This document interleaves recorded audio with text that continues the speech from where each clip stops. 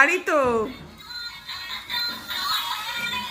আয় রে, এই নাকি সাহসী। বাথরুমে চলে যা, এদিকে